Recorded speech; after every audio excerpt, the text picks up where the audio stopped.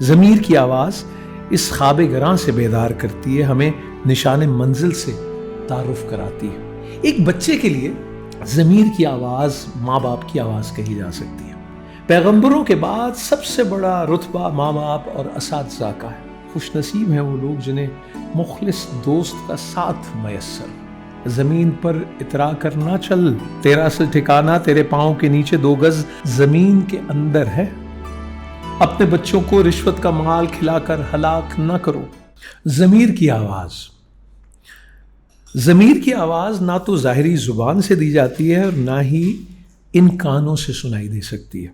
یہ آواز بہت دور سے آتی ہے اور بہت قریب سے سنائی دیتی ہے، ایسے جیسے ہمارے اندر سے کوئی بولتا ہے۔ کسی نے ضمیر کی صورت نہیں دیکھی، اس کی آواز ہی سنی گئی۔ شاید یہ آسمانوں سے آنے والی ہاتف کی صدا ہے جو ہمیں آلائش اور غفلتوں سے نجات دینے کے لیے آتی ہے۔ ہمیں اخلاقی آسودگی سے بچانے کے لیے یہ آواز پراسرار راستوں سے ہوتی ہوئی دل کے کانوں میں گونجتی ہے، کبھی کبھی ہمدرد اور شفیق دوست کی طرح، اور کبھی کبھی ایک جرنیل کی حکم کی طرح یہ آواز اپنا کام کرتی ہے۔ یہ آواز ہمارے لیے ان راستوں کو روشن کرتی ہے جو نفس کی اندھیر نگری میں گم ہو جاتے ہیں۔ ہم بھول جاتے ہیں کہ ہمارا قیام عارضی ہے، ہمارا وجود ہمیشہ موجود نہیں رہ سکتا۔ یہ آواز بلکہ صرف یہی آواز صدائے جرس ہے، ناقوس وقت ہے، بانگ درا ہے، ایک وارننگ ہے کہ اگر منزل پر نگاہ نہ رکھی گئی تو گرد راہ میں کھو جانے کا خطرہ ہمیشہ موجود رہے گا۔ ہم خوش فہمی اور خوش گپیوں میں اتنے مصروف ہو جاتے ہیں کہ انجام نظر سے اوجھل ہو جاتا ہے۔ ضمیر کی آواز اس خواب گراں سے بیدار کرتی ہے، ہمیں نشان منزل سے تعارف کراتی ہے۔ یہ آواز ہمارے لیے ہدایت کا چراغ ہے، ایک مخلص دوست، ایک نڈر ساتھی جو ہمیں ہمارے مرتبوں، ہمارے خوش آمدیوں اور خوشا چینیوں کی اصل حقیقت سے آگاہ کرتا ہے۔ ضمیر کی آواز ہمیں بتاتی ہے کہ ہمارے مرتبے اور دبدبے سب عارضی ہے۔ ہم فرعون وقت بننا چاہتے ہیں، ضمیر کی آواز فرعون کی عاقبت سے تعارف کراتی ہے۔ ضمیر کی آواز پر کان نہ دھرنے والے بڑے بڑے محلات میں رہنے کے باوجود اپنے پیچھے ویرانیاں چھوڑ گئے، بڑے بڑے ذل سبحانی رخصت ہو گئے، فانی ہو گئے، آن جہانی ہو گئے۔ جو لوگ زندگی میں انسان کو انسان نہ سمجھتے تھے، انسان کے بچوں کو کیڑے مکوڑے سمجھتے تھے، آخری وقت میں پکار اٹھتے ہیں کہ کاش ہم مٹی ہوتے، کاش ہم اپنے سے مختلف ہوتے، کاش ہم مرتبوں پر مغرور نہ ہوتے، لیکن کاش تو بس کاش ہی رہتا ہے۔ کاش کہنے سے علاج تو نہیں ہوتا، زندگی دوبارہ تو نہیں ملتی۔ زندگی کے مختلف ادوار میں ضمیر کی آواز مختلف ذرائع سے ہم تک پہنچتی ہے، لیکن ہم ہیں کہ زمیں میں جنبد نہ جنبد گل محمد، ہم پر اثر ہی نہیں ہوتا۔ ایک بچے کے لیے ضمیر کی آواز ماں باپ کی آواز کہی جا سکتی ہے، وہ شفیق آواز جو محبت کی حلاوت لیے ہوئے بچے کو آمادہ سفر کرتی ہے، اسے راہ کی دشواریوں سے آگاہ کرتی ہے، علم کی منزل، کردار و اخلاق کی منزل کی طرف گامزن کرتی ہے۔ والدین اولاد کو نیک اور کامیاب راستوں کا مسافر بنانا چاہتے ہیں، وہ وقتاً فوقتاً اولاد کو جھنجھوڑ کر جگاتے ہیں کہ وقت بلکہ زندگی، کیونکہ وقت ہی زندگی ہے، رائے گا نہ گزر جائے۔ رفتہ رفتہ ماں باپ کی آواز میں اساتذہ کی آواز شامل ہو کر ایک نیا رنگ پیدا ہو جاتا ہے۔ رفتہ رفتہ ماں باپ کی آواز میں اساتذہ کی آواز شامل ہو کر ایک نیا رنگ پیدا ہو جاتا ہے، ضمیر کی آواز میں نکھار آ جاتا ہے۔ یوں محسوس ہوتا ہے جیسے زندگی کے تپتے ہوئے صحرا میں سر پر ایک ابر سایہ دار گہر بار ہو۔ یہ آواز بڑی غمگسار ہوتی ہے۔ خدا کی آواز انسانوں ہی کے ذریعے تو آتی ہے۔ پیغمبروں کے بعد سب سے بڑا رتبہ ماں باپ اور اساتذہ کا ہے۔ کہتے ہیں ایک دفعہ حضرت اویس کرنی رضی اللہ تعالیٰ عنہ نے حضور صلی اللہ علیہ وآلہ وسلم کی زیارت کا قصد کیا۔ ماں سے نیک سفر پر جانے کی اجازت چاہی۔ ماں نے کہا بیٹا اگر حضور صلی اللہ علیہ وآلہ وسلم مسجد میں تشریف فرما ہوں تو زیارت سے فیض یاب ہو جانا۔ اویس کرنی نے ایک طویل سفر کیا پیدل، حضور صلی اللہ علیہ وآلہ وسلم مسجد میں نہ تھے۔ اویس کرنی ماں کے حکم کے مطابق واپس چلے آئے۔ کچھ عرصہ بعد قصد زیارت نبی صلی اللہ علیہ وآلہ وسلم کیا۔ ماں نے کہا بیٹا حضور صلی اللہ علیہ وآلہ وسلم گھر پر تشریف رکھتے ہوں تو زیارت سے نصیب کو سرفراز کر لینا۔ اتفاق یوں ہوا کہ حضور صلی اللہ علیہ وآلہ وسلم مسجد میں جلوہ افروز تھے۔ اویس کرنی رضی اللہ تعالیٰ عنہ واپس آ گئے اور یوں زندگی میں ظاہری ملاقات نہ ہو سکی۔ لیکن ماں کے حکم کی بجاوری کا انعام یہ ملا کہ آپ کو باطنی زیارت بلکہ ہمہ حال زیارت سے فیض یاب کیا گیا، اور حضور اکرم صلی اللہ علیہ وآلہ وسلم کا خرقہ مبارک اویس کرنی رضی اللہ تعالیٰ عنہ ہی کو تو عطا ہوا۔ ماں باپ کے حکم کی اطاعت حضور صلی اللہ علیہ وآلہ وسلم کے فرمان اور اللہ کے فرمان کے عین مطابق۔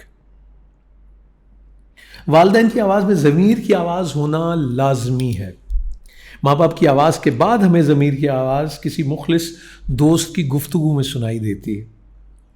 مخلص دوست ہمیں ہماری خامیوں سے آشنا کراتا ہے، ہمیں ہماری غلط روی سے روکتا ہے، ہمیں غرور کے گھوڑے پر سوار ہونے سے باز رکھتا ہے۔ وہ ہمیں بتاتا ہے کہ آسمانوں پر نگاہ کرتے وقت یہ نہ بھولنا چاہیے کہ پاؤں زمین پر ہیں۔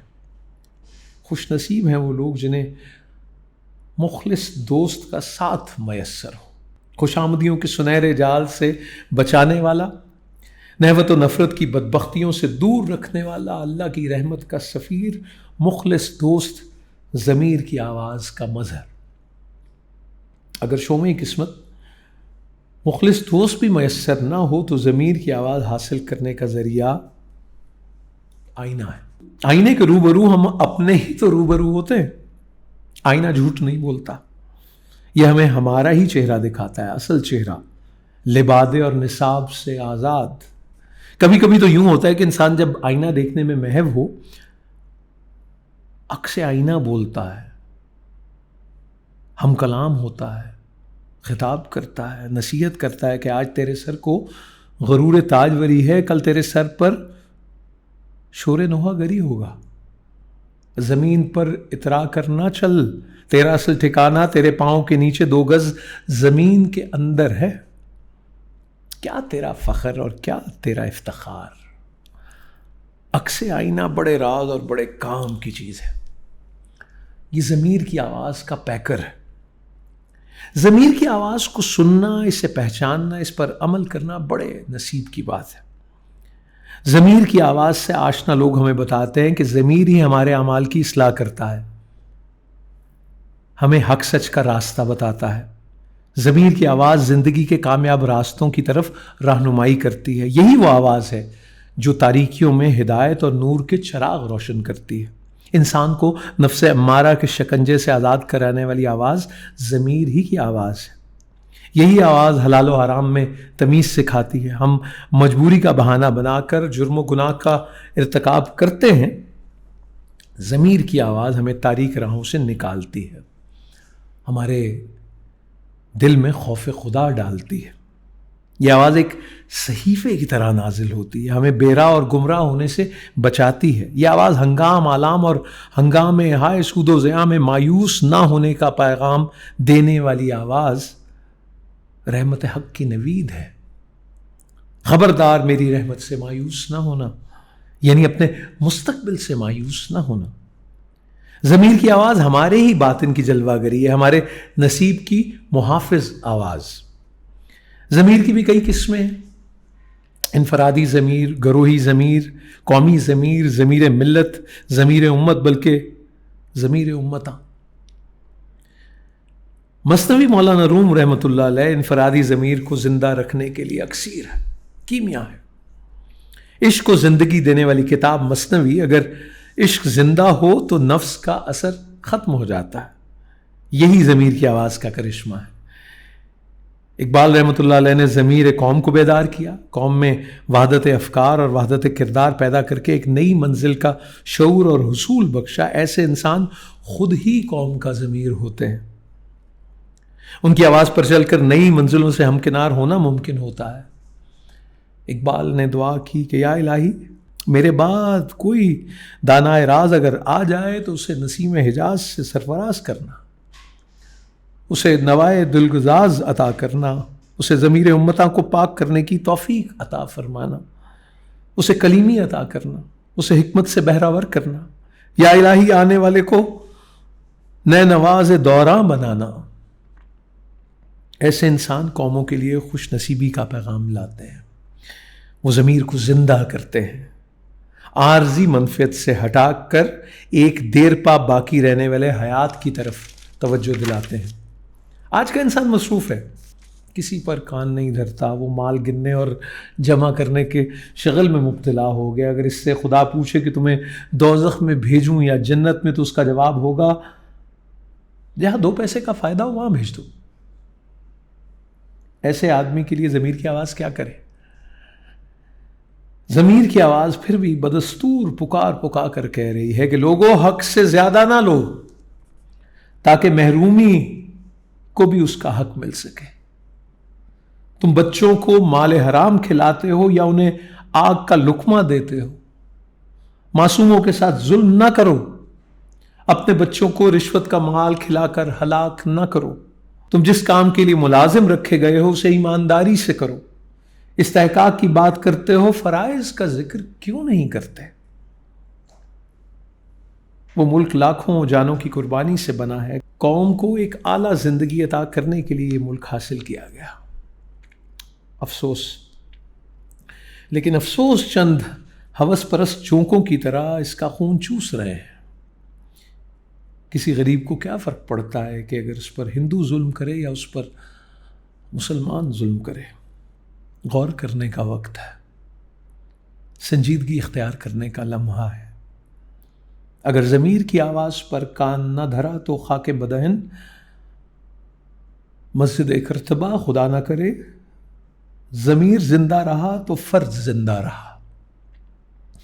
فرد زندہ ہے تو قوم زندہ ہے، اور قوم زندہ ہے تو ملک سلامت ہے۔ خدا ہمیں بیدار بخت اور بیدار ضمیر بنائے۔ مردہ ضمیر نے ہمیں پہلے ہی بہت نقصان پہنچایا ہے۔ مردہ ضمیر وہ ہے جو ملک و قوم کے نقصان کی پرواہ کیے بغیر اپنی منفعت کی فکر کرے۔